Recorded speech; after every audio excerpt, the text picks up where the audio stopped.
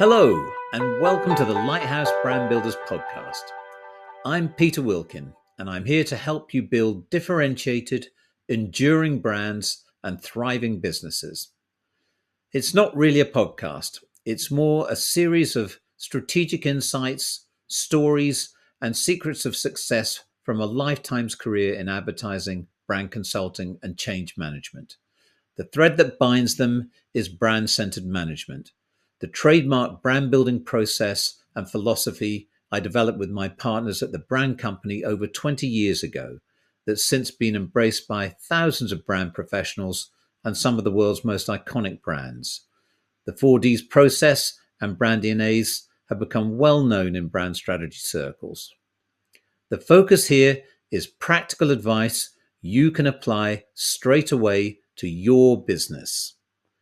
It gives you a glimpse inside the Lighthouse Brand Strategy Academy, our online coaching program, where we aim to democratize effective brand strategy. So come with me, take a step inside the virtual lighthouse. Welcome. Creative thinkers tend to be natural disruptive thinkers, putting that black sheep going in the other way, and recognizing it before others do. Creative thinkers ask better questions. They're not constrained by established rules. In fact, many of them see the established framework of rules, and that means law of order as well, as constraints to their thoughts, and break those boundaries. I gave an example of a brainstorm question saying what will get us fired,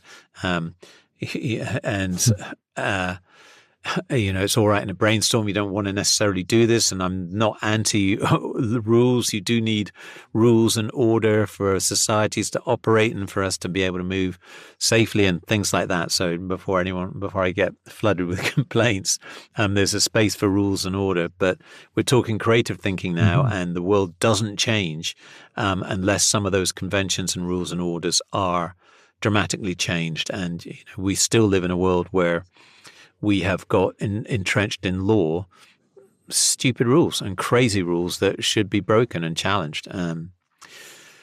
We could have a whole another complete podcast series on that.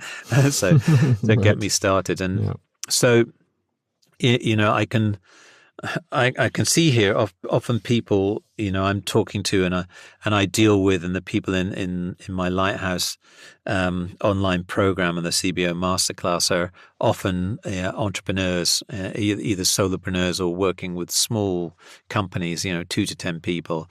And, and they recognize some of these patterns in themselves, or certainly in the work in which they're doing, because when you match this creative thinking, right modal thinking with top left modal, analytical, business-like thinking preferences and traits that entrepreneurs have, you get a winning combination.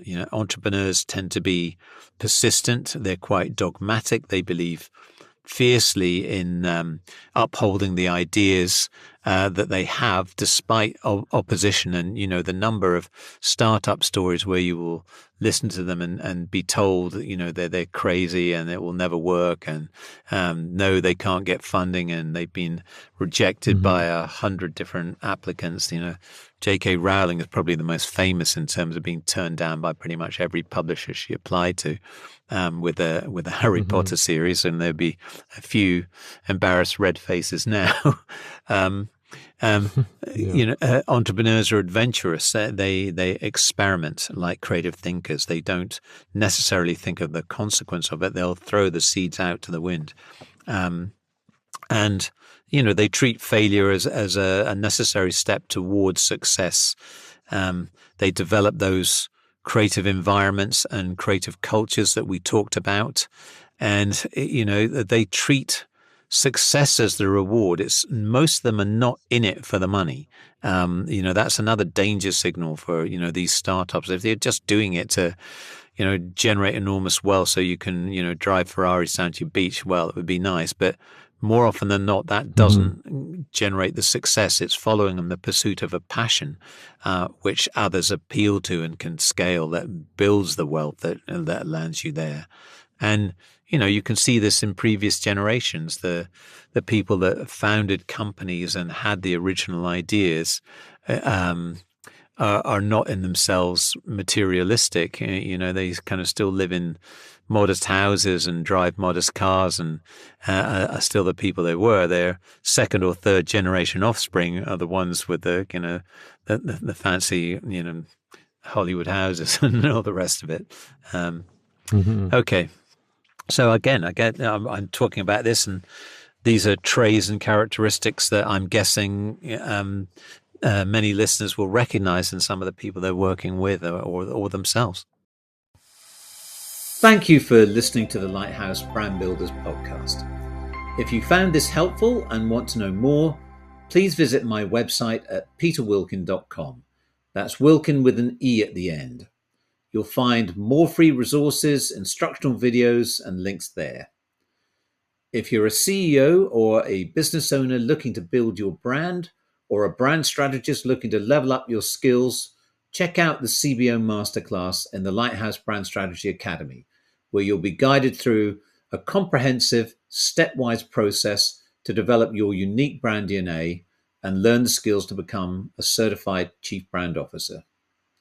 If you have any brand or strategy related questions you'd like answered, you can ask them in the showcase notes below. I'll do my best to address them.